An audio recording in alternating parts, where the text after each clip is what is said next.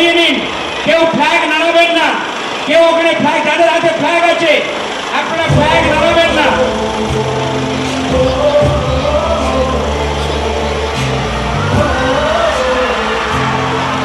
আমাদের মধ্যে উপস্থিত হয়েছে আমাদের সকলের প্রিয়, আমাদের সকলের জননেত্রী, আমাদের বাংলার আবেগ, আমাদের অহংকার, আমাদের প্রিয় নেত্রী মমতা বন্দ্যোপাধ্যায়